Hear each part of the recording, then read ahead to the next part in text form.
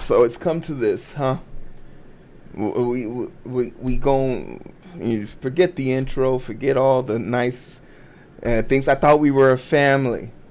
I thought we were bigger than this. I thought we were more important than this. When you signed up day one, they said, I'm going to do my best to make sure you're successful at doing your job. And in exchange, I would do my job to the best of my ability and continue to make this company profit. But what makes a company decide to go so hard against their own workers as to prevent them from enjoying just a luxury of a situation? It is, without saying, one of the only good things to ever come from 2019 to 2022 was working from home. For the small subsection of people that knew what that was before the pandemic, it was one of the best kept secrets in the planet. Now that everyone knows what it is, and Amazon, one of the biggest components of it and one of the biggest pushers of it pre-pandemic, during the pandemic, have now completely made a 180. A few weeks ago, we covered a story. I'll snap this video. We covered this story that they just wanted them to come in and clock in once a week, right? They wanted them to come in and clock in once a week. That was the request. Oh, shit's got real, because Amazon has now said, nah, take your slippery when wet, happy when I'm hot, mad when you not, ass back to work 5 days a week. Get out them streets. No more taking meetings on Zooms with your camera off while you in bed in the sheets. That's a bar. God. I should have been a battle rapper. Man. But instead, I'm here to bring you guys the news. My name's Hero. This is Coding with Strangers. Let's find out why Amazon is being such a douche about working from home. Amazon is making its employees come back to the office 5 days a week. Ooh, that shit hurt. Amazon employees will be required to return to the office 5 days per week, starting January 2nd, 2025. We've decided. They didn't ask you though. Hey, we decided. Can I give my opinion? Shut up. You shut the hell up. No, I told you to think. Just come here and work, motherfucker. God damn. Remember, we're a family. We're a family. That's what they tell y'all. That's what they told you when they gave. Would your family only give you a 3% bonus, even though they promised you 15?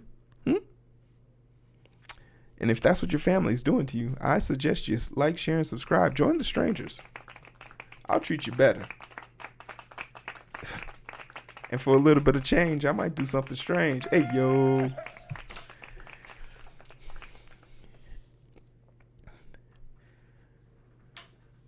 We've decided that we're going to return to being in the office the way we were before onset COVID. CEO Andy Jassy says in a memo sent to the staff on Monday, employees have been required to work from the office 3 days per week since May 2023. Jassy says that if anything, the last 15 months we've been back in the office at least 3 days a week has strengthened our conviction about the benefits. Who is this benefiting? And I have a theory about why this is happening, but let's carry on. Jassy says that staffers won't have to be in the office to deal with things like a sick kid or emergencies. But before the pandemic, it wasn't a given that folks could work remotely 2 days a week. That will also be true moving forward. Employees who have approved exceptions will be allowed to remain remote. What's an approved exception? Would an approved exception be my child care costs $38,000 a year, but when they stay at home, it costs me $12,000? If that's not a qualified exception, are you willing to pay the differential? Who gets to decide? Is it HR? Is it a third party? Are there well-defined definitions? Is this the same or on a case per case situation? I find that strange. Jassy also says Amazon is upping the ratio of individual contributors to managers company-wide by at least 15% by the end of Q1 2025. He didn't explicitly say that it would require layoffs, but said we will do this thoughtfully.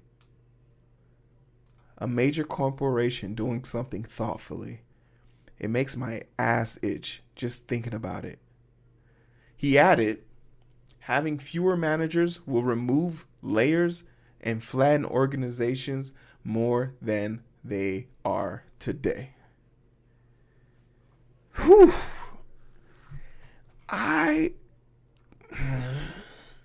Okay. There's a part of me that the part of me that knows why this is happening, and then there's a part of me that wants to go with the conspiracy. So let's put on our tinfoil hat. Let's put on the tinfoil hat real quick and say, is this an ego thing? Is it that we got it? Like these guys and gals are so miserable at work or have no power in their household that they feel the need to bully people at their job. It's far-fetched, but there's definitely people like this, right? We all know someone at our job that's like this, who knows the ins and outs of the company, knows where all the skeletons are hidden and where the shovels were for the graves. That one person who's on their second divorce and didn't have any real friends to invite to the wedding, so they invited work people. Talk about the separation of the church and state. Let's keep family and work separated, damn it. But that's my tinfoil hat thing. Let's take a closer look at what some of the numbers have to say. This is Amazon's quarterly revenue since 2022. And as you can see, there is an inflection incline that is mass producing. And the one that happened in 2022 is not as sharp as the one that happened in 2023, while still going up, but also the predicted trajectory of the one for 2024 does not seem to be keeping pace. In fact, its inflection rate is lower, so meaning it will drag this overall down. And there's a number of reasons why this is happening.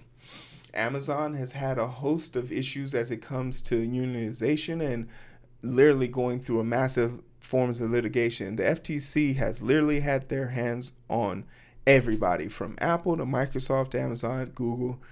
Lena Khan is literally the most destructive force in the government right now and is keeping a lot of these companies on their toes. Also, the EU and their regulations have drastically made it more efficient for what their laborers are requiring, but also what is being exported. The quality of it has to be brought up to speed. These are all great things. You're never going to see me. The companies, think of the companies. Go fuck yourself. Okay. We got people pissing in cans and bottles just to deliver a skim dress. And I'm part of the problem. It says you can get your shit in one box if you wait an extra day. No. I paid for my Prime on time. I want the package today. I'm part of the problem. But the one thing I'm not causing trouble with is the poor mismanagement of Amazon and their ability to burn money so quickly and not really invest into things that don't produce right away. They have this sense of urgency for return on investment with short cycles. There's no explaining why at the top of each month, each year, they have a canonical boost. What does that canonical boost do? What comes from that? What happens to that? How does that get there? It's not like they drop a new product. 2024, 2023, 2022. What do they all have in common?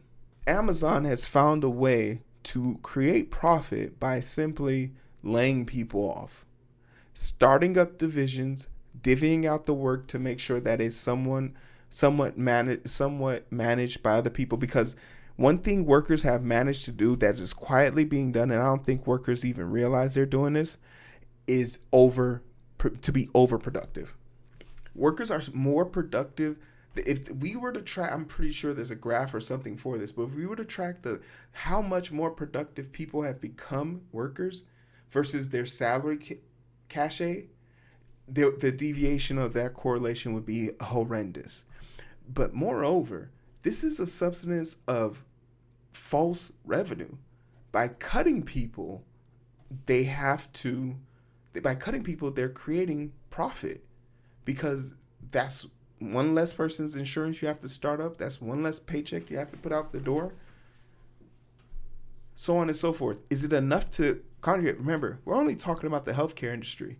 We got a whole damn list. 400 positions, 400 employees, saving them a revenue of $420 million. Prime Video, they let go of 3 Twitch departments, another 27,000 people at factories, and another 20% of their administration in the Northwest main office and main campus, all equivocating out to, in 2023, to $3.9 billion. It can't be overstated. This is how they're doing it. This is how they're making their money. And I think the thing that's kind of like tragic is they will tell you to come back into the office but not tell you the reason why they're making this up. Because when they told you could leave, people left the expensive places of the Northwest to avoid paying their outrageous fees and prices and cost of living, and went to go live in dipshit Iowa, where they could literally be kings amongst peasants.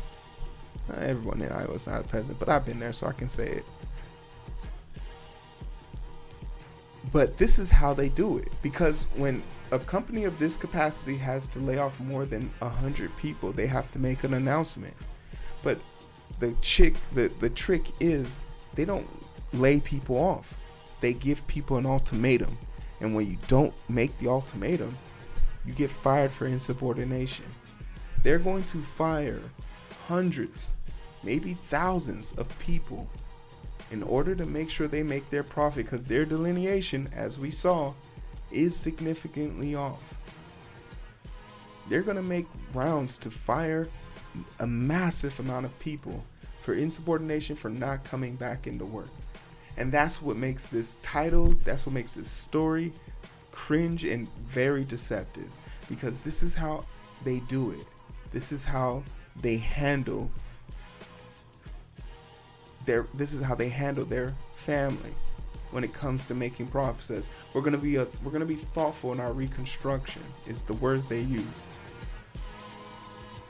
I don't see much of anything other than sheer destruction going into this thought process and this action. But maybe I'm losing my shit here, right? You